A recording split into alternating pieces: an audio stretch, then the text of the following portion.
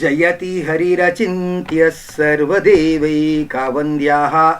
ಪರಮ ಗುರುರಭೀಷ್ಟ ವಾಪ್ತಿದ ಸಜ್ಜನಾನಾಂ ನಿಖಿಲ ಗುಣಗಣಾರ್ಣು ನಿತ್ಯ ನಿರ್ಮುಕ್ತ ದೋಷಃ ಸರಸಿಜನಯನೋಸೌ ಶ್ರೀಪತಿರ್ಮಾನದೋ ನಃ. ಪರಮ ಪೂಜ್ಯರಾದ ವಿದ್ಯಾಪಯೋನಿಧಿ ತೀರ್ಥ ಶ್ರೀಪಾದಂಗಳವರ ಜನ್ಮಶತಾಬ್ದಿಯ ನಿಮಿತ್ತವಾಗಿ ಈ ವಿಶೇಷವಾದ ಉಪನ್ಯಾಸ ಮಾಲಿಕೆಯ ಸರಣಿಯನ್ನು ಹಮ್ಮಿಕೊಳ್ಳಲಾಗಿದೆ. ಇದರಲ್ಲಿ ವಿದ್ಯಾಪಯೋನಿಧಿ ತೀರ್ಥರ ವಿದ್ಯಾಪ್ರಸಾರ ದೀಕ್ಷೆ ಎನ್ನುವ ಸರಣಿಯ ಎರಡನೇ ಭಾಗವನ್ನು ನಾವು ನೋಡ್ತಾ ಇದ್ದೇವೆ. ಸ್ವಯಂ ತಾವು ವೇದವಿದ್ಯೆಯನ್ನು ಕಲಿತು ಇನ್ನೊಬ್ಬರ ಕೈಲಿ ವೇದಾಂತ ಪಾಠವನ್ನು ಮಾಡಿಸ್ತಾ ಜೊತೆಗೆ ವಿದ್ವತ್ ಸಭೆಗಳನ್ನು ನಡೆಸ್ತಾ ಇದ್ದದ್ದು ಶ್ರೀಪಾದಂಗಳವರ ಅತಿದೊಡ್ಡವಾದ ವೈಶಿಷ್ಟ್ಯ ಅಂತ ನಾವು ಹಿಂದೆ ಪರಿಗಣಿಸ್ತಾ ಇದ್ವು. ವಿದ್ವತ್ ಸಭೆ ಎಲ್ಲ ಮುಗಿದ ಮೇಲೆ 3 ದಿನದ ವಿದ್ವತ್ ಸಭೆಯನ್ನು ಇಟ್ಕೊಳ್ತಾ ಇರತಕ್ಕಂಥವರಾಗಿದ್ದರು. ವಿದ್ವಾಂಸರು ಬೆಂಗಳೂರು ಮೊದಲಾದ ಬೇರೆ ಪ್ರದೇಶಗಳಿಂದ ಅಲ್ಲಿ ಬಂದು ಶೇಷಂಕಾಚಾರ್ಯ ಸನ್ನಿಧಿಯಲ್ಲಿ ಅಥವಾ ನವವೃಂದಾವನದ ಸನ್ನಿಧಿಯಲ್ಲಿ ಇದ್ದು ಉಪನ್ಯಾಸವನ್ನು ಮುಗಿಸ್ಕೊಂಡು ಹೊರಡ್ತಾ ಇದ್ದರು. ಪ್ರಾಯಶಃ ಆಗಿನ ಕಾಲದಲ್ಲೂ ತರಾತುರಿಯ ಯುಗ ಆರಂಭ ಆಗಿತ್ತು. ಯಾವ ವಿದ್ವಾಂಸರು 3 ದಿವಸ ಪೂರ್ಣ ಇರ್ತಾ ಇರಲಿಲ್ಲ. ಬೆಳಿಗ್ಗೆ ಬಂದು ಮಧ್ಯಾಹ್ನ ಆಗ್ತಾನೇ ಹೊರಡುವ ಅವಸರವನ್ನು ತೋರ್ತಕ್ಕಂಥವರು ಇದ್ದರು. ಆದರೂ ಸ್ವಾಮಿಗಳು ಅದು ಬದಲಾದ ಪರಿಸ್ಥಿತಿ ಹಾಗೂ ವಿದ್ವಾಂಸರ ಅವಶ್ಯಕತೆ, ಅವರು 3 ದಿನ ರಜೆ ಹಾಕಿ ಬರೋಕ್ಕಾಗಲ್ಲ, ಆದರೂ ನಾವು ಪ್ರೋತ್ಸಾಹ ಮಾಡಬೇಕು ಅಂತ ತಿಳಿದುಕೊಂಡು ಅವತ್ತಿನ ದಿವಸವೇ ಹೊರಡುವ ವಿದ್ವಾಂಸರಿಗೂ ಕೂಡ ಕೈತುಂಬ ದಕ್ಷಿಣೆಯನ್ನು ಕೊಟ್ಟು ಅವರಿಗೆ ಸಂತೋಷವಾಗುವಂತೆ ಅಭಿಮಾನದಿಂದ ಮಾತಾಡಿಸಿ ಬೆನ್ನು ತಟ್ಟಿ ಅವರನ್ನು ಕಳಿಸ್ತಾ ಇರ್ತಕ್ಕಂಥವರಾಗಿದ್ದರು. ಅಂದರೆ ಅಷ್ಟು ಧನರಾಶಿಯನ್ನು ನೀಡುವ ಔದಾರ್ಯದಿಂದಾಗಿ ಅವರ ವಿದ್ವತ್ ಸಭೆಗಳಿಗೆ ವಿದ್ವಾಂಸರು ಮತ್ತು ವಿದ್ಯಾರ್ಥಿಗಳು ಹೆಚ್ಚು ಹೆಚ್ಚು ಪ್ರಮಾಣದಲ್ಲಿ ಬರುವುದಕ್ಕೆ ಅನುವಾಗ್ತಾ ಇತ್ತು. ಬೇರೆ ಮಠದ ವಿದ್ವಾಂಸರು ಕೂಡ ಅಲ್ಲಿ ಸಂತೋಷ ಹಾಗೂ ಅಭಿಮಾನಗಳಿಂದ ಭಾಗವಹಿಸ್ತಾ ಇದ್ದರು. ಅವರಿಗೆ ಸೂಕ್ತ ಪ್ರಾತಿನಿಧ್ಯವನ್ನು ಸ್ವಯಂ ಶ್ರೀಗಳು ತಾವೇ ನಿಂತುಕೊಂಡು ಅದಕ್ಕೆ ಅವಕಾಶವನ್ನು ಕಲ್ಪಿಸಿಕೊಡ್ತಾ ಇರತಕ್ಕಂಥವರಾಗಿದ್ದರು. ಇದೆಲ್ಲದರ ಜೊತೆಗೆ ವಿದ್ಯಾಪ್ರಸಾರದ ಮತ್ತೊಂದು ಭಾಗ ಅಂದರೆ ಮುಂದಿನ ಜನಾಂಗಕ್ಕೆ ವಿದ್ಯಾಪ್ರಸಾರ ಆಗಬೇಕಾದರೆ ಬೇಕಾಗಿರ್ತಕ್ಕಂಥದ್ದು ಗ್ರಂಥಗಳ ಪ್ರಕಾಶನ. ಯಾವಾಗ ಗ್ರಂಥಗಳ ಪ್ರಕಾಶನ ಆಗುತ್ತೋ ಆಗ ಶ್ರೀಪಾದಂಗಳವರು ಇರಲಿ ಇಲ್ಲದೇ ಇರಲಿ ಆ ಮುಂದಿನ ಜನಾಂಗ ಆ ಗ್ರಂಥವನ್ನು ಓದಿಕೊಂಡು ಶಿಷ್ಯರಿಗೆ ಪಾಠವನ್ನು ಹೇಳ್ತಾರೆ, ಮನೆಯಲ್ಲಿ ಸ್ವಯಂ ಅವಲೋಕನವನ್ನು ಮಾಡ್ತಾರೆ. ಏನೂ ಆಗದ ಸಾಧಕರಂತೂ ಇಂಥವರು ಈ ಗ್ರಂಥ ಬರೆದಿದ್ದಾರೆ ಅನ್ನೋದನ್ನಾದರೂ ಜ್ಞಾಪಕವನ್ನಾಗಿ ಇಟ್ಟುಕೊಂಡು ಅವರ ಮನೆಯಲ್ಲಿ ಅದನ್ನು ಸಂಸ್ಥಾಪಿಸಿಕೊಂಡಿರ್ತಾರೆ. ಮುಂದಿನ ಮಕ್ಕಳು ಅದನ್ನು ಓದುವ ಸಾಧ್ಯತೆ ಇರುತ್ತದೆ. ಹೀಗಾಗಿ ವಿದ್ಯಾ ಪಯೋನಿಧಿಗಳು ಗ್ರಂಥಗಳ ಪ್ರಕಾಶನವನ್ನು ಆಗಬೇಕು ಅಂತ ಸಂಕಲ್ಪಿಸಿದರು. ಈ ನಿಟ್ಟಿನಲ್ಲಿ ಅವರು ಮಾಡಿದ ಗ್ರಂಥಗಳ ಪ್ರಕಾಶನಕ್ಕಾಗಿ ವಿದ್ಯಾಪಯೋನಿಧಿ ಪ್ರಕಾಶನ ಎಂಬ ಒಂದು ಅಂಗಸಂಸ್ಥೆಯನ್ನೇ ಸ್ಥಾಪನೆ ಮಾಡ್ತಾ ಇರತಕ್ಕಂಥವರಾದರು. ಈ ಅಂಗಸಂಸ್ಥೆ ಆಗಲಿ ಅಥವಾ ವಿದ್ಯಾಪಯೋನಿತ ಶ್ರೀಪಾದಂಗಳವರಾಗಲಿ ತಾವು ಮಾಡುವ ಲಕ್ಷಾಂತರ ರೂಪಾಯಿ ವೆಚ್ಚದ ಗ್ರಂಥ ಪ್ರಕಾಶನೆಗಳಿಗಾಗಿ ಯಾವುದೇ ಒಬ್ಬ ಪ್ರಾಯೋಜಕರನ್ನು ಕೂಡ ಹಿಡಿದವರಲ್ಲ. ನಾವು ಮಠದಿಂದ ಗ್ರಂಥವನ್ನು ಪ್ರಕಾಶನ ಮಾಡ್ತಾ ಇದ್ದೇವೆ, ದಾನಿಗಳು ಮುಂದೆ ನಿಂತು ಪ್ರೋತ್ಸಾಹಿಸಬಹುದು, ಅವರಿಗೆ ವಿಶೇಷವಾಗಿರತಕ್ಕಂಥ ಪ್ರತಿಫಲವನ್ನು ನೀಡಲಾಗುತ್ತದೆ ಅನ್ನುವ ಉದ್ಘೋಷವನ್ನು ಅವರು ಮಾಡಲಿಲ್ಲ. ನಮ್ಮ ಮಠದ ವತಿಯಿಂದ ಇಂಥ ಗ್ರಂಥವನ್ನು ಪ್ರಕಾಶ ಮಾಡುವುದು ನಮ್ಮ ಕರ್ತವ್ಯವಾಗಿದೆ, ಚಂದ್ರಿಕಾಚಾರ್ಯರ ಪೀಠ ಇದನ್ನು ಮಾಡುತ್ತದೆ ಅಂತ ಘೋಷಣೆ ಮಾಡ್ತಾ ಇದ್ರು ಅಷ್ಟೇ. ಇದರಿಂದ ಅವರಿಗೆ ಗ್ರಂಥ ಪ್ರಕಾಶನಕ್ಕೆ ಬೇರೆ ಆದಾಯದ ಮೂಲಗಳು ಇರಲಿಲ್ಲ ಅನ್ನುವುದನ್ನು ಉಲ್ಲೇಖಿಸುವುದು ಈ ಮಾತಿನ ಉದ್ದೇಶ. ಹೀಗಿದ್ದೂ ಕೂಡ ಅವರು ಆ ಗ್ರಂಥ ಪ್ರಕಾಶನವನ್ನು ಎಷ್ಟು ಸಮರ್ಥವಾಗಿ ನಿರ್ವಹಣೆ ಮಾಡ್ತಾ ಇರ್ತಕ್ಕಂಥವರಾದರು ಅಂದರೆ, ತಮ್ಮ ಆಶ್ರಮ ಗುರುಗಳಾಗಿರ್ತಕ್ಕಂಥ ವಿದ್ಯಾಪಯೋನಿಧಿ ತೀರ್ಥರನ್ನು ಅವರೇ ಮಾನಸಂ ಕವಿಪುಂಗವಂ ಅಂತ ಕವಿಪುಂಗವರು ಅಂತ ಹಾಡಿ ಹೊಗಳಿದವರು. ಆದ್ದರಿಂದ ವಿದ್ಯಾಪ್ರಸನ್ನ ತೀರ್ಥರ ಕೃತಿಗಳು ಅನ್ನುವ ಒಂದು ಗ್ರಂಥವನ್ನು 1984ರಲ್ಲಿ ರಚನೆ ಮಾಡಿ ಅದನ್ನು ಪ್ರಕಾಶನ ಮಾಡಿ ವಿದ್ವತ್ ಸಮುದಾಯಕ್ಕೆ, ಜಿಜ್ಞಾಸು ವರ್ಗಕ್ಕೆ ಅದನ್ನು ಮಠದ ವತಿಯಿಂದ ಕಾಣಿಕೆಯನ್ನಾಗಿ ನೀಡಿರತಕ್ಕಂಥವರಾಗಿದ್ದಾರೆ. ಇದು 1984ನೇ ಇಸವಿಯಲ್ಲಿ ಇದರ ಪ್ರಕಾಶನ ಆಗಿರತಕ್ಕಂಥದ್ದಾಗಿದೆ. ಸ್ವಾರಸ್ಯ ಅಂದರೆ ಆ ಪುಟಗಳನ್ನು ತಿರುಗಾಕ್ತಾ ಇರುವಾಗ ಅದರ ಕೊನೆಯ 2 ಪುಟಗಳಲ್ಲಿ ಸ್ವಯಂ ವಿದ್ಯಾಪಯೋನಿಧಿ ತೀರ್ಥರೇ 2 ದೇವರ ನಾಮಗಳನ್ನು ರಚನೆ ಮಾಡ್ತಾ ಇರತಕ್ಕಂಥವರಾಗಿದ್ದಾರೆ. ಆ ದೇವರ ನಾಮಗಳನ್ನು ನೋಡಿದಾಗ ಸ್ವಾಮಿಗಳಿಗೂ ಕೂಡ ಆ ಇರುವ ಶಬ್ದ ಭಂಡಾರ, ಕವಿತ್ವ ಚಾತುರ್ಯವನ್ನು ನಾವು ಗಮನಿಸಿದಾಗ ತುಂಬ ಆಶ್ಚರ್ಯ ಆಗ್ತಾ ಇರತಕ್ಕಂಥದ್ದಾಗತ್ತೆ. ಹೀಗೆ ವಿದ್ಯಾಪ್ರಸನ್ನ ತೀರ್ಥರ ಕೃತಿಗಳು ಎಂಬ ಗ್ರಂಥದ ಪ್ರಕಾಶನವನ್ನು ಮಾಡಿರ್ತಕ್ಕಂಥ ಶ್ರೀಪಾದಂಗಳವರು ಆ ಗ್ರಂಥದ ಕೊನೆಯಲ್ಲೇ ಹೇಳ್ತಾ ಇರತಕ್ಕಂಥವರಾಗಿದ್ದಾರೆ. ಮುಂದಿನ ಪ್ರಕಟಣೆ ಅಂತ ಹಾಕಿಬಿಟ್ಟು ವಿದ್ಯಾಕಾಂತ ತೀರ್ಥರ ಕೊಡುಗೆಗಳು ಅನ್ನುವ ರೀತಿಯಲ್ಲಿ ಒಂದು ಉಲ್ಲೇಖವನ್ನು ಮಾಡಿದ್ದಾರೆ. ಮತ್ತು ಅದೇ ಪುಸ್ತಕದ ಕೊನೆಯ ಪುಟದ ಹಿಂಭಾಗದಲ್ಲಿ ಅಂದರೆ ಕವರ್ ಪೇಜ್ 3 ಇದರಲ್ಲಿ ತಿಳಿಸ್ತಾ ಇದ್ದಾರೆ ವಿದ್ಯಾ ರತ್ನಾಕರ ತೀರ್ಥರ ಕೃತಿಗಳು, ಇದು ಮುಂದೆ ಬಿಡುಗಡೆಯಾಗುವ ಕೃತಿಗಳು ಅಂತ ಅದರಲ್ಲಿ ಉಲ್ಲೇಖವನ್ನು ಮಾಡಿದ್ದಾರೆ. ಅಂದರೆ ಅದನ್ನು ಯಾವುದೋ ಒಂದು ಸಂದರ್ಭದಲ್ಲಿ ಮಾಡಿ ಬಿಟ್ಬಿಡಬೇಕು ಅಂತ ಅವರ ಉದ್ದೇಶ ಇರಲಿಲ್ಲ. ಇದರ ಮೂಲಕ ಅನೇಕ ಕೃತಿಗಳನ್ನು ತರಬೇಕು ಅನ್ನುವುದು ಅವರ ದಿವ್ಯ ಸಂಕಲ್ಪವಾಗಿತ್ತು ಅನ್ನುವುದು ಸ್ಪಷ್ಟ. ಹಾಗೇ ನಾವು ಮುಂದೆ ಗಮನಿಸಿಕೊಂಡು ಹೋದಾಗ ವಿದ್ಯಾ ರತ್ನಾಕರ ತೀರ್ಥರ ಸ್ತೋತ್ರಗಳು ಮತ್ತು ಕೃತಿಗಳು ಅಂತ ಹೇಳಿ ಆ ಗ್ರಂಥ ಏನಿದೆ ಅದು ಮಠದ ವತಿಯಿಂದ ಪ್ರಕಾಶನವೂ ಕೂಡ ಆಗಿರತಕ್ಕಂಥದ್ದಾಗಿದೆ ಅನ್ನೋದನ್ನು ನೋಡಿದಾಗ ಆ ಸ್ವಾಮಿಗಳ ದಿವ್ಯ ಸಂಕಲ್ಪ ಹಾಗೇ ನೆರವೇರಿತು ಅನ್ನುವುದು ಕೂಡ ನಮಗೆ ಮನದಟ್ಟಾಗುತ್ತದೆ. ಪ್ರಾಯಶಃ ಇದರ ಜೊತೆ ಹಾಗೇನೆ ವಿದ್ಯಾಕಾಂತ ತೀರ್ಥರು ಅಂತ ಏನಿದ್ದಾರೆ ಇವರ ಕೃತಿಗಳು ಕೂಡ ಪ್ರಾಯಶಃ ಪ್ರಚುರಗೊಂಡಿರಬೇಕು ಅಂತ ನಾನು ಭಾವಿಸ್ತಾ ಇರತಕ್ಕಂಥವನಾಗ್ತೇನೆ. ಯಾಕಂದರೆ ವಿದ್ಯಾಕಾಂತ ತೀರ್ಥರನ್ನು ಅವರು 64 ಕಲೆಗಳಲ್ಲೂ ಪ್ರವೀಣರಾದ ಮಹಾನುಭಾವರು ಅಂತ ಹೇಳಿಬಿಟ್ಟು ಅವರನ್ನು ವ್ಯಾಸರಾಜ ಮಠದ ವಿಜಯೀಂದ್ರ ತೀರ್ಥರು ಅಂತ ಹೇಳಿ ಆ ನಾಮದಿಂದ ಅವರನ್ನು ಮೆಚ್ಚುಗೆಯಿಂದ ಎಲ್ಲರೂ ಕೂಡ ಕರೀತಾ ಇದ್ದರು. ಅವರಂತೂ ವಿದ್ಯಾಕಾಂತ ತೀರ್ಥರು ಉಮ್ಮಡಿ ಕೃಷ್ಣರಾಜ ಒಡೆಯರ ಸಹಪಾಠಿಗಳಾಗಿದ್ದು ಅವರಿಬ್ಬರ ಸಖ್ಯವನ್ನು ಬಲ್ಲ ಜ್ಯೋತಿಷಿಗಳು ಮಾತಾಡ್ತಾ ಒಂದು ಸಂದರ್ಭದಲ್ಲಿ ಹೀಗೆ ಹೇಳಿದ್ದುಂಟು. ರಾಜರೇ, ತಾವು ಮಹಾರಾಜರು ನಿಜ, ಇವರು ಕೇವಲ ತಮ್ಮ ಸಹಪಾಠಿ ಅನ್ನೋದು ನಿಜ, ಆದರೆ ಒಂದು ಸಂದರ್ಭದಲ್ಲಿ ಇವ್ರ ಕೈ ಮೇಲಾಗತ್ತೆ, ತಮ್ಮ ಕೈ ಕೆಳಗಾಗತ್ತೆ ಅಂತ ಜ್ಯೋತಿಷಿಗಳು ಹೇಳಿದ್ರು. ಹೇಳಿದಾಗ ಮುಮ್ಮಡಿ ಕೃಷ್ಣರಾಜ ಒಡೆಯರಿಗೆ ಪ್ರಾಯಶಃ 3 ಪಟ್ಟೆ ಕೋಪ ಬಂದಿರಲಿಕ್ಕೂ ಸಾಕು.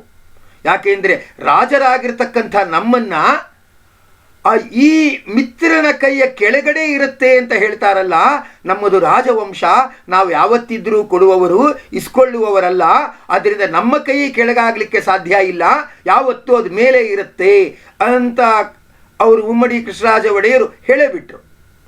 ಹೇಳಿದಾಗ ಕೈ ಕೆಳಗಾಗುವುದಲ್ಲ, ಜ್ಯೋತಿಷಿಗಳು ತಲೆ ಕೆಳಗಾಗಿಸಿಕೊಳ್ಳಬೇಕಾದ ಪ್ರಸಂಗ ಬಂತು. ಅವ್ರು ಸುಮ್ಮನಾಗ್ಬಿಟ್ರು, ಹೆಚ್ಚು ಮಾತಾಡೋದು ಬೇಡ ಅಂತ ಸುಮ್ಮನಾಗ್ಬಿಟ್ರು. ಕಾಲಚಕ್ರ ತಿರುಗುತ್ತಿದ್ದಂತೆ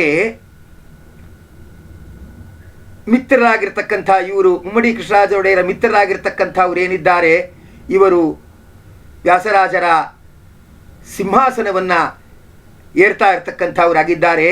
ಆಗ ಸಂದರ್ಶನಕ್ಕೆ ಬಂದಿದ್ದ ರಾಜರು ಅವರಿಂದ ಮಂತ್ರಾಕ್ಷತೆಯನ್ನು ಸ್ವೀಕಾರ ಮಾಡ್ತಾ ಇರತಕ್ಕಂಥವರಾಗ್ತಾರೆ. ಆಗ ಜ್ಯೋತಿಷಿಗಳು ಅವರ ಕಾಲಿಗೆ ಬಿದ್ದು, ಸ್ವಾಮಿ ನಾನೊಂದು ಭಿನ್ನಹ ಮಾಡ್ಕೊಳ್ಬಹುದೇ ಅಂದಾಗ, ಮಾಡ್ಕೊಳ್ಳಿ ಅಂತ ರಾಜರಂದಾಗ ಆ ಜ್ಯೋತಿಷಿಗಳು ಹೇಳ್ತಾರೆ, ಸ್ವಾಮಿ ಇವ್ರ ಕೈ ಮೇಲಾಗತ್ತೆ, ತಮ್ಮ ಕೈ ಕೆಳಗಾಗತ್ತೆ ಅಂತ ಹೇಳಿದ್ದೆ, ಈ ಘಟನೆಯಲ್ಲಿ ಇದು ಆಗಿದೆ, ನೆರವೇರಿದೆ ಅಲ್ವಾ ಅಂದಾಗ ಮುಮ್ಮಡಿ ಕೃಷ್ಣರಾಜ ಒಡೆಯರು ಸಿಟ್ಟು ಮಾಡಿಕೊಳ್ಳದೆ ಸಂತೋಷದಿಂದ ಆ ಜ್ಯೋತಿಷಿಗಳನ್ನು ತಬ್ಬಿಕೊಂಡ್ಬಿಟ್ರಂತೆ. ರಾಜರೇ ತಬ್ಬಿಕೊಂಡಾಗ ಜ್ಯೋತಿಷಿಗಳೇ ತಬ್ಬಿಬ್ಬಾಗ್ಬಿಟ್ರಂತೆ. ಇಂಥ ಮಹಿಮೆ ಇದೆ ಅವರ ಮೇಲೆ ಪುಷ್ಪವೃಷ್ಟಿ ಆಯಿತು ಅನ್ನುವ ಮಹಿಮೆಯೂ ಇದೆ. ಅಂದ ಮೇಲೆ ಅವರ ಬಗ್ಗೆ ಪ್ರಾಯಶಃ ಒಂದು ಸಣ್ಣ ಪುಸ್ತಕ ಪ್ರಚುರಗೊಂಡಿರಬಹುದು ಅಂತ ನಾವು ಊಹಿಸ್ತೇವೆ. ನಮಗದು ಲಭ್ಯವಾಗಿಲ್ಲ. ಮತ್ತೆ ವಿದ್ಯಾಪಯೋನಿಧಿ ಶ್ರೀಪಾದಂಗಳವರು ತತ್ವಕಣಿಕಾ ಎಂಬ ಗ್ರಂಥವನ್ನು ಏನು ಶೇಷಚಂದ್ರಿಕಾಚಾರ್ಯರು ಮಹಾನುಭಾವರು ರಚನೆ ಮಾಡ್ತಾ ಇರತಕ್ಕಂಥವರಾಗಿದ್ದಾರೆ, ಏನು ರಚನೆ ಮಾಡ್ತಾ ಇರತಕ್ಕಂಥವರಾಗಿದ್ದಾರೆ, ಅದರ ಅಡಿಯಲ್ಲಿ ಮಠದ ವತಿಯಿಂದ ಅದನ್ನು ಕೂಡ ತಾವು ಪ್ರಚುರಗೊಳಿಸಬೇಕು ಅಂತ ಸಂಕಲ್ಪಿಸಿ ಘನ ವಿದ್ವಾಂಸರಾಗಿರ್ತಕ್ಕಂಥ ಡಿ ಪ್ರಹ್ಲಾದಾಚಾರ್ಯ ಇವರಿಂದ ತಂತ್ರಸಾರ ಎಂಬ ಗ್ರಂಥ ಏನಿದೆ ಅದನ್ನು ಶೇಷಚಂದ್ರಿಕಾಚಾರ್ಯರ ವ್ಯಾಖ್ಯಾನದ ಸಮೇತ ಏನು ಮಾಡಿದ್ದಾರೆಂದರೆ ಅದನ್ನು ಪ್ರಕಾಶನ ಪಡಿಸ್ತಾ ಇರತಕ್ಕಂಥವರಾಗಿದ್ದಾರೆ. ಯಾವುದೋ ಒಂದು ದೀಕ್ಷೆ ಇಲ್ಲದೆ ಇದ್ದವ್ರಿಗೆ ಒಂದು ಕೆಲಸವನ್ನು ಮಾಡಿ ಕೈ ತೊಳ್ಕೊಂಡು ಬಿಡೋಣ, ಮತ್ತ್ಯಾಕೆ ಇದರ ರೇಜಿಗೆಯ ಕೆಲಸ ಅಂತ ಅಂದ್ಕೊಳ್ಳುವ ಸಂಭಾವ್ಯತೆ ತುಂಬ ಇರುತ್ತೆ. ಆದರೆ ವಿದ್ಯಾಪಯೋನಿಧಿಗಳು ಎಂದೂ ಕೂಡ ಅಂತ ಜಾಯಮಾನದವರಲ್ಲ. ಇಡೀ ತಮ್ಮ ಜೀವನವನ್ನು ವಿದ್ಯಾಪ್ರಸಾರದ ದೀಕ್ಷೆಗಾಗೇ ಮೀಸಲಿಟ್ಟವರು.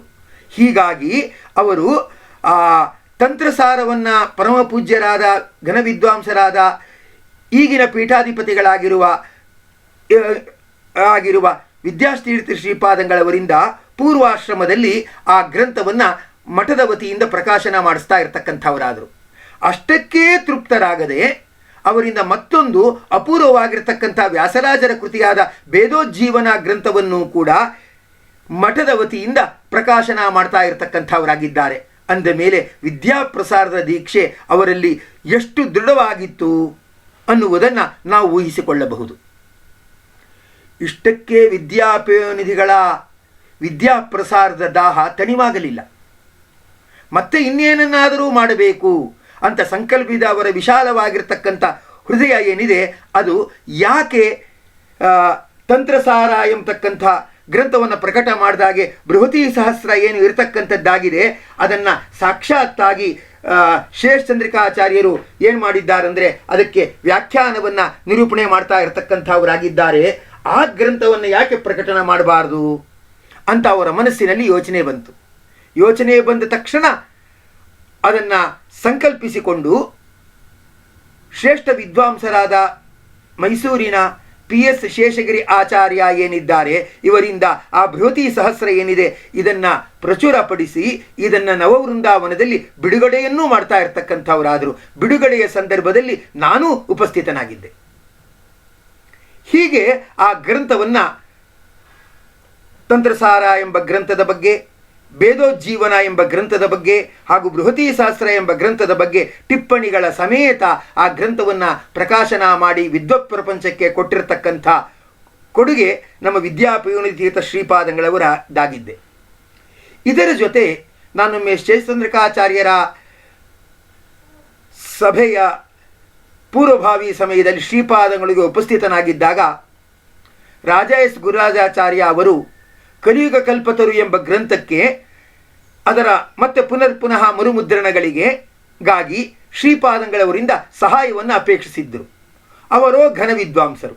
ಕಲಿಯುಗ ಕಲ್ಪತರು ಎಂಬ ಗ್ರಂಥ ಅನೇಕ ಬಾರಿ ಪ್ರಕಾಶನಗೊಂಡಿರತಕ್ಕಂಥ ಗ್ರಂಥ. ಅಂಥವರು ಶ್ರೀಪಾದಂಗಳು ಬಳಿಯಲ್ಲಿ ಕೇಳಿದಾಗ ಶ್ರೀಪಾದ ಹೇಳ್ತಾರೆ, ನಾವು ಖಂಡಿತ ಮಾಡ್ತೇವೆ, ನಮಗೆ ಸಿಗುವ ಸೌಲಭ್ಯ ಏನಿದೆ ಆ ಸೌಲಭ್ಯಗಡಿಯಲ್ಲಿ ನಾವು ಖಂಡಿತ ಮಾಡ್ತೇವೆ, ಆ ದಾರಿಯನ್ನು ಚಂದ್ರಿಕಾಚಾರ್ಯ ತೋರಿಸ್ತಾರೆ ಅಂತ ಹೇಳಿ ಆಶ್ವಾಸನೆಯನ್ನು ಕೊಟ್ಟು ಅದಕ್ಕೂ ಕೂಡ ಅನುವು ಮಾಡಿಕೊಟ್ಟವರಾಗಿದ್ದರು. ಆ ಸಂದರ್ಭದಲ್ಲಿ ಭಿನ್ನವನ್ನು ಅವರು ಸಮರ್ಪಿಸುವ ಸಂದರ್ಭದಲ್ಲಿ ನಾನು ಅಲ್ಲಿ ಪೂರ್ವಭಾವಿಯಾಗಿ ಉಪಸ್ಥಿತನಾಗಿರ್ತಕ್ಕಂಥವನಾಗಿದ್ದೆ. ಅಂದರೆ ಸಾಕ್ಷಾತ್ ಕಲ್ಪವೃಕ್ಷ ಸಮಾನರಾಗಿರ್ತಕ್ಕಂಥ ವಿದ್ಯಾಪಯೋನಿತ್ಯ ಶ್ರೀಪಾದಂಗಳವರು ಕಲಿಯುಗ ಕಲ್ಪತರು ಎಂಬ ಗ್ರಂಥದ ನಂತರದ ಮುದ್ರಣದಲ್ಲೂ ಕೂಡ ಒಂದು ಭಾಗವನ್ನು ವಹಿಸ್ತಾ ಇರತಕ್ಕಂಥವರಾಗಿದ್ದರು ಅಂದ ಮೇಲೆ ಅವರ ಗ್ರಂಥ ಪ್ರಕಾಶನದ ವೈಶಾಲ್ಯ ಅದು ಎಷ್ಟು ವಿಸ್ತಾರವಾದದ್ದು ಅನ್ನುವುದನ್ನು ನಾವು ತಿಳಿಯಬೇಕು. ಹಾಗೆ ಪ್ರತಿ ಶೇಷಚಂದ್ರಿಕಾಚಾರ್ಯರ ಸಭೆಯಲ್ಲೂ ಕೂಡ ಕೇವಲ ವೇದಾಂತಿಗಳನ್ನು ಸೇರಿಸದೆ ಅದರ ಜೊತೆಗೆ ಅವರು ಏನು ಒಂಟಿಕೊಪ್ಪಲ್ ಪಂಚಾಂಗವನ್ನು ಮಾಡ್ತಾ ಇರ್ತಕ್ಕಂಥವರಾಗಿದ್ದರು, ಶಾಸ್ತ್ರಿಗಳಿದ್ದರು. ಅವರು ಮೈಸೂರಿನಲ್ಲೇ ಇತ್ತು. ಆದ್ದರಿಂದ ಅವರನ್ನು ಕೂಡ ಪ್ರತಿ ಶೇಷಚಂದ್ರಿಕಾಚಾರ್ಯರ ಸಭೆಗೂ ಕೂಡ ಅವ್ರನ್ನ ಕರೀತಾ ಇದ್ದರು. ಅವರೂ ಕೂಡ ಸ್ವಾಮಿಗಳಲ್ಲಿ, ಸ್ವಾಮಿ ಒಂದು ಜ್ಯೋತಿಷ್ಯ ಗ್ರಂಥ ಕನ್ನಡದಲ್ಲಿ ನಾವು ಬರೆದಿದ್ದಿದೆ, ಅದನ್ನು ತಾವು ಪ್ರಕಾಶನಗೊಳಿಸಬೇಕು ಅಂದಾಗ ಆಯಿತು ಅಂತ ಸಂತೋಷದಿಂದ ಆ ಜ್ಯೋತಿಷ್ಯ ಚಿಂತಾಮಣಿ ಅಂತ ಪ್ರಾಯಶಃ ಹೆಸರಿದೆ ಅಂತ ನಾನು ಊಹಿಸಿಕೊಳ್ಳುತ್ತೇನೆ. ನನಗೆ ಇನ್ನೂ ಸ್ಪಷ್ಟವಾಗಿ ಜ್ಞಾಪಕ ಇದೆ. ಅದರ ಮುಖಪುಟ ಕೇಸರಿ ಬಣ್ಣದ್ದಾಗಿತ್ತು.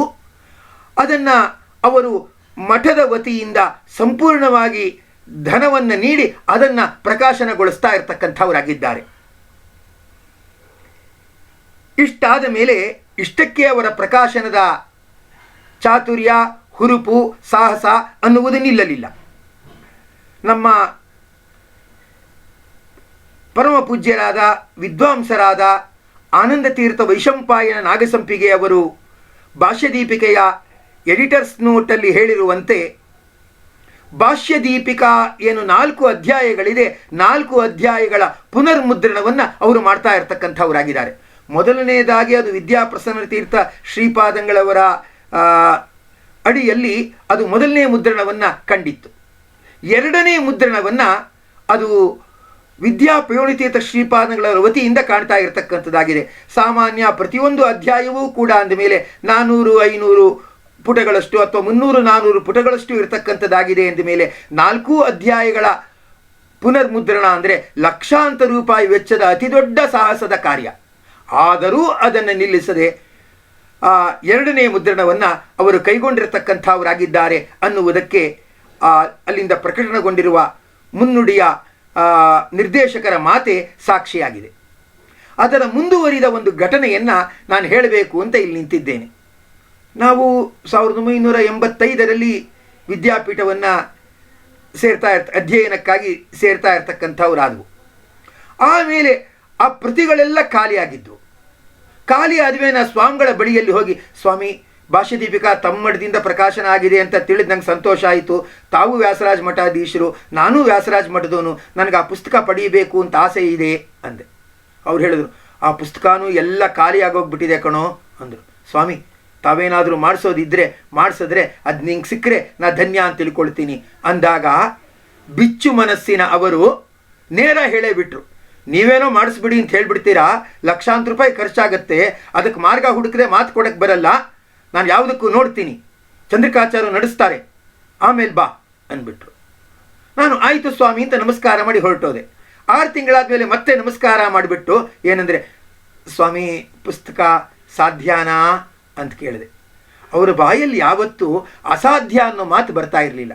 ಅವರನ್ನು ನೋಡಿದ್ರೆ ನನಗೆ ಭಾಸಕವಿಯ ಮಾತು, ಸೋತ್ಸಾಹಾನಾಂ ನಾಸ್ತ್ಯ ಸಾಧ್ಯಂ ನರಾಣಾಂ ಮಾರ್ಗಾರಬ್ಧಾಃ ಸರ್ವಯತ್ನ ಫಲಂತಿ ಅನ್ನೋ ಮಾತು ನನಗೆ ಆಗಾಗ್ಗೆ ಜ್ಞಾಪಕಕ್ಕೆ ಬರ್ತಾ ಇತ್ತು. ಅವರು ಆಯಿತು ನೋಡೋಣ, ಒಂದು ಮಾರ್ಗ ಹುಡುಕ್ತೀವಿ, ಯಾವುದಕ್ಕೂ ನಮ್ಮ ಹತ್ರ ಅಷ್ಟು ದುಡ್ಡಿಲ್ಲ, ನಾವು ನಿಲ್ಲಿಸಲ್ಲ, ನಿಮಗೆ ಕೊಡ್ತೀವಿ ಸರಿನಾ ಅಂದರು. ಆಯಿತು ಅಂದುಬಿಟ್ಟೆ. ಅವರಿಗೆ ಅಷ್ಟು ಧನ ಸಂಪತ್ತಿಲ್ಲ. ದೊಡ್ಡ ದೊಡ್ಡ ಮಠದವರೇ ಒಂದು ಕೆಲಸ ಮಾಡಬೇಕಾದ್ರೆ ಅಷ್ಟಿಲ್ಲ ಅಂತ ದಾನಿಗಳನ್ನು ಹುಡುಕ್ತಾ ಇರ್ತಕ್ಕಂಥವ್ರಾಗ್ತಾರೆ.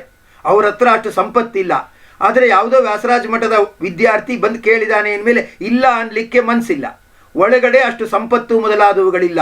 ಎಲ್ಲ ಮಹನೀಯರು ಕೂಡ ಇಂಥ ಸಂಕಷ್ಟ ಸಂದರ್ಭಗಳಲ್ಲಿ ಅವರು ಸಂಜೀವಿನಿಯಾಗಿ ಮತ್ತೆ ಎದ್ದು ನಿಂತು ಮಹತ್ತರ ಕೊಡುಗೆಗಳನ್ನು ಸಮಾಜಕ್ಕೆ ಕೊಡ್ತಾ ಇರ್ತಕ್ಕಂಥವರಾಗಿದ್ದಾರೆ. ಆದ್ದರಿಂದ ಇವರು ಕೂಡ ಅದಕ್ಕೇನು ಹೆದರಿದವರಲ್ಲ.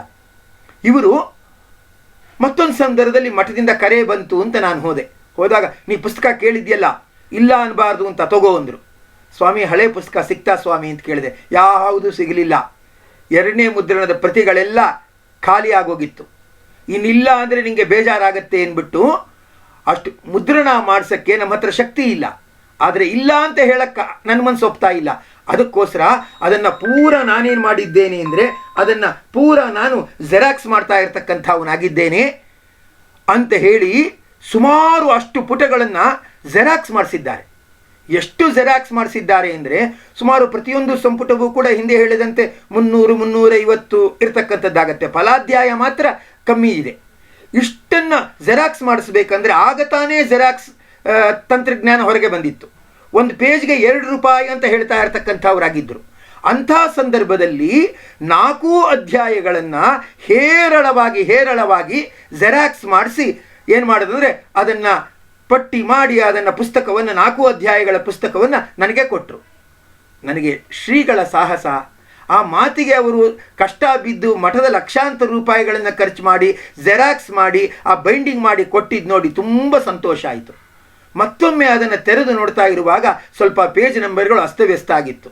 ನಾನು ಬಿಡದೆ ಸ್ವಾಮಿಗಳ ಹತ್ರ ಹೋಗಿ, ಸ್ವಾಮಿ ಸ್ವಲ್ಪ ಪೇಜ್ ನಂಬರ್ ಅಸ್ತವ್ಯಸ್ತ ಆಗಿದೆ ಅಂದಾಗ ಸ್ವಾಮಿಗಳು, ನಿಮ್ಮಂಥ ವಿದ್ವಾಂಸರು ವಿದ್ಯಾರ್ಥಿಗಳು ಆಕ್ಷೇಪ ಮಾಡೋಕ್ಕೆ ಮುಂದೆ ಬಂದು ನಿಂತಿರ್ತೀರಾ, ಯಾರು ಆ ಪೇಜನ್ನು ಸರಿಯಾಗಿ ಜೋಡಿಸಿ ಕೊಟ್ಟು ಆ ಬೈಂಡಿಂಗ್ಗೆ ಕೊಡುವವರು ಯಾರೂ ಇಲ್ಲ, ಎಲ್ಲಕ್ಕೂ ನಾವೇ ತಲೆ ಕೊಡಬೇಕು ಅಂತ ತಲೆ ಮೇಲೆ ಕೈ ಇಟ್ಕೊಂಡ್ರು. ನನಗೆ ಆಗ ಅದರ ಕಷ್ಟ ಗೊತ್ತಾಗಲಿಲ್ಲ. ನಾವೇ ಜೆರಾಕ್ಸ್ ಪ್ರತಿಗಳನ್ನು ಮಾಡಿ ಶೇಖರಿಸುವಾಗ ನನಗೆ ಅದರ ಕಷ್ಟ ಎಷ್ಟು ಅನ್ನೋದು ಗೊತ್ತಾಯಿತು. ಅಂದರೆ ಅವರಿಗೆ ಒಳ್ಳೆ ಮನಸ್ಸಿತ್ತು, ಹುರುಪಿತ್ತು, ಅಭಿಮಾನಿಗಳ ತಂಡ ಇತ್ತು, ಆದರೆ ಕಾರ್ಯಕರ್ತರ ತಂಡ ಅವರಿಗೆ ಇರಲಿಲ್ಲ. ಆದರೂ ಅದವರ ಕೈಯನ್ನು ಕಟ್ಟಾಕದೇನೆ ಅದನ್ನು ಮತ್ತೆ ಜೆರಾಕ್ಸ್ ಮಾಡಿ ಕೊಟ್ಟಿದ್ದರು. ಆ ಜೆರಾಕ್ಸ್ನ ವಿರಳ ಪ್ರತಿಗಳ ಪುಸ್ತಕ ಇಂದೂ ಕೂಡ ನಮ್ಮ ಮನೆಯಲ್ಲಿ ಇರತಕ್ಕಂಥದ್ದಾಗಿದೆ. ಇಷ್ಟಕ್ಕೆ ಅವರ ವಿದ್ಯಾಪ್ರಸಾರದ ಪ್ರಕಾಶನದ ಕಾರ್ಯ ಮುಗಿಯದೇನೆ ಅವರು ಏನು ಮಾಡಿದ್ರು ಅಂತ ಹೇಳಿದ್ರೆ, ಮಠದ ವತಿಯಿಂದ ತತ್ವಚಂದ್ರಿಕಾ ಅನ್ನೋ ಮಾಸಪತ್ರಿಕೆಯ ಪ್ರಕಾಶನವನ್ನು ಕೈಗೊಂಡರು. ಸಂಕಲ್ಪ ಮಾಡಿ ಅವರು ಕೈಗೊಂಡ ಕಾರ್ಯ ಅವರ ಜೀವಿತ ಅವಧಿಯ ತನಕ ಸಂಪೂರ್ಣವಾಗಿ ನಡೆಯಿತು. ಅದು ಆಧ್ಯಾತ್ಮಿಕ ಮಾಸಪತ್ರಿಕೆ ಒಂದು ನಡೆಯಿತು ಅಂದರೆ ಅದರ ಶಕ್ತಿ ಎಷ್ಟಿರಬೇಕು. ಅದಕ್ಕಾಗಿ ಅವರು TN ಜಯತೀರ್ಥಾಚಾರ್ಯ ಅವರನ್ನು ಸಂಪಾದಕರನ್ನಾಗಿ ಮಾಡಿ ಅದ್ಭುತವಾಗಿ ಆ ಪತ್ರಿಕೆಯ ಪ್ರಕಾಶ ನಡೆಸಿದರು. ಆ ಒಂದೊಂದು ಮಾಸಪತ್ರಿಕೆಯಲ್ಲೂ ಕೂಡ ಪರಮ ಪೂಜ್ಯರಾದ ವಿದ್ವಾಂಸರಾದ D ಪ್ರಹ್ಲಾದಾಚಾರ್ಯರ ನ್ಯಾಯಾಮೃತದ ಶ್ರುತ್ಯರ್ಥ ಸಾರ ಅನ್ನುವ ಅಭೂತಪೂರ್ವವಾದ ಅದ್ಭುತವಾದ ಸರಳವಾದ ವೈದುಷ್ಯಮಯವಾದ ಲೇಖನಗಳು ಅದರಲ್ಲಿ ಸರಣಿಯಂತೆ ಪ್ರಕಟವಾಗ್ತಾ ಇದ್ವು. ಅದನ್ನು ಅವರ ವಿರೋಧಿಗಳೂ ಕೂಡ ಆ ಗುಟ್ಟಾಗಿ ಇಟ್ಟುಕೊಂಡು ಓದಿ ಅದನ್ನು ಸಭೆಯಲ್ಲಿ ಪ್ರಸ್ತಾವನೆ ಮಾಡ್ತಾ ಇದ್ದದ್ದನ್ನು ನಾನೇ ಕಣ್ಣಾರೆ ಕಂಡು ಒಳಗೊಳಗೆ ಖುಷಿ ಪಟ್ಟಿರತಕ್ಕಂಥವನಾಗಿದ್ದೇನೆ. ಇಂತಹ ದೊಡ್ಡ ಕೊಡುಗೆಯನ್ನು ಕೊಟ್ಟಿರತಕ್ಕಂಥ ಅವರು ಶ್ರೀಮಚ್ಚರಣರಾಗಿದ್ದಾರೆ. ಅದರಿಂದ ಪ್ರಕಾಶನ ಕಾರ್ಯದಲ್ಲಿ ಅವರ ಕೊಡುಗೆ ಅಪಾರವಾಗಿ ಇರತಕ್ಕಂಥದ್ದಾಗಿತ್ತು. 10 ಗ್ರಂಥಗಳ ಪ್ರಕಾಶನವನ್ನು ಅವರು ನಡೆಸಿದ್ದಾರೆ. ಹಾಗೆಯೇ ತತ್ವಚಂದ್ರಿಕಾ ಎಂಬ ಮಾಸಪತ್ರಿಕೆಯನ್ನು ಜೀವಿತ ಅವಧಿಯ ತನಕ ನಡೆಸಿಕೊಂಡು ಬಂದಿರತಕ್ಕಂಥ ದೊಡ್ಡ ಒಂದು ವ್ರತವನ್ನು ಅವರು ಕೈಗೊಂಡು ತತ್ವಪ್ರಸಾರವನ್ನು ಮಾಡಿದ್ದಾರೆ. ಇಂತಹ ವಿದ್ಯಾಪುರುಷೀಪಾದಂಗಳವರಿಗೆ ತತ್ವಪ್ರಸಾರ ಹಲಮುಖದಲ್ಲಿ ಮಾಡಿದ ವ್ಯಾಸರಾಜರ ದಿವ್ಯ ಸಾನ್ನಿಧ್ಯವುಳ್ಳ ಅವರಿಗೆ ನಮ್ಮ ಸಾಷ್ಟಾಂಗ ಪ್ರಣಾಮಗಳು ಅಂತ ಹೇಳ್ತಾ, ಮುಂದಿನ ಭಾಗದಲ್ಲಿ ಮತ್ತಷ್ಟು ವಿಶೇಷಗಳನ್ನು ಹೇಳಬೇಕು ಅಂತಿದ್ದೇನೆ. ಅಲ್ಲಿಯ ತನಕ ನಾವು ಮತ್ತೆ ಕುತೂಹಲದಿಂದ ಕಾಯೋಣ. ಶ್ರೀಕೃಷ್ಣಾರ್ಪಣಂ ಅಸ್ತು.